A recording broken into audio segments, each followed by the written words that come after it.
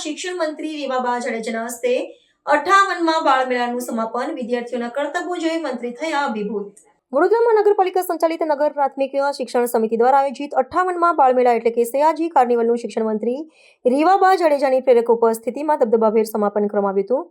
આ રંગારંગ સમારોહમાં સમિતિની શાળાઓમાં અભ્યાસ કરતા વિદ્યાર્થીઓએ પરંપરાગત સાંસ્કૃતિક નૃત્યો, યોગ અને વિવિધ શારીરિક કર્તવ્યો રજૂ કરીને ઉપસ્થિત જનમેદનીને મંત્રમુગ્ધ કરી દીધી હતી।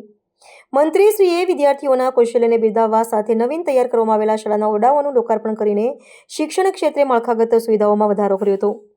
વિદ્યાર્થીઓના અદ્ભુત પ્રદર્શનથી અભિભૂત થયેલા શિક્ષણ મંત્રીએ વડોદરાના આયોજનથી મુક્ત કંઠે પ્રશંસા કરતા જણાવ્યું હતું કે તેમના ધારાસભ્ય અને મંત્રી તરીકેના 3 વર્ષના કાર્યકાળમાં તેમણે આ પ્રકારનું ભવ્ય આયોજન પ્રથમ વખત નિહાળ્યું છે। તેમણે ગૌરવ સાથે ઉમેર્યું હતું કે સમગ્ર ગુજરાત કે દેશમાં જો ક્યાંય પણ આવા ઉચ્ચ કક્ષાના બાળમેળાનું સાતત્યપૂર્ણ આયોજન થતું હોય તો તે માત્ર વડોદરા શહેરમાં જ છે। બાળકોની સુષુપ્ત શક્તિઓને બહાર લાવવા અને તેમને મંચ પૂરો પાડવા બદલ તેમણે શિક્ષકો અને પ્રશિક્ષકોની કામગીરીની વિશેષ નોંધ લીધી હતી। કાર્યક્રમના અંતિમ ચરણમાં મંત્રીશ્રીએ આયોજનને સફળ બનાવવા અને હજારો બાળકોની સુરક્ષા સુનિશ્ચિત કરવા બદલ ફરજ બજાવનાર તમામ કર્મચારીઓને સહયોગીને અભિનંદન પાઠવ્યા હતા। ખાસ કરીને બાળકોને ટૂંકા ગાળામાં તૈયાર કરનાર અને તેમને વિવિધ સાહસિક કર્તવ્યો શીખવનાર યુવા વિદ્યાર્થીઓ તથા ટ્રેનરોનો તેમણે હૃદયપૂર્વક આભાર માન્યો હતો। આ પ્રસંગે શિક્ષણવિદો, સ્થાનિક પદાધિકારીઓ અને મોટી સંખ્યામાં નગરજનો ઉપસ્થિત રહ્યા હતા, જેમણે બાળકોના ઉત્સાહમાં વધારો કર્યો હતો। કમ્પ્લીટલી સ્પીચલેસ છું કેમ કે ઘણા કાર્યક્રમો એવા હોય છે કે જ્યાં બોલવા કરતા કંઈક ગ્રહણ કરીને જવું। અલ્ટિમેટલી દરેક હ્યુમન બીંગ કંઈક શીખીને જતું હોય છે। We are all are learners. કંઈક ને કંઈક નાના બાળકોમાંથી પણ શીખવા જેવું છે, દીકરીઓમાંથી પણ શીખવા જેવું છે।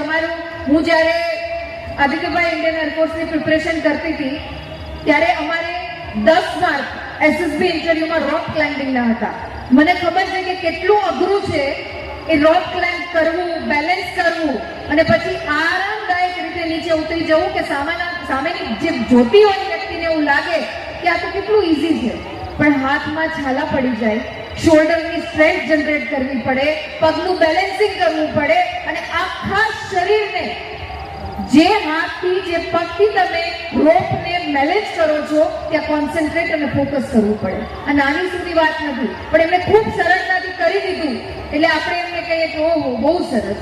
પણ હું અભિનંદિત કરું છું તમામે તમામ ટીચર્સને, એડ્યુકેટર્સને અને એમના ટ્રેનર્સને, જેમણે ખૂબ એકદમ સલામતી સાથે દીકરા દીકરીઓને ટ્રેન કર્યા છે।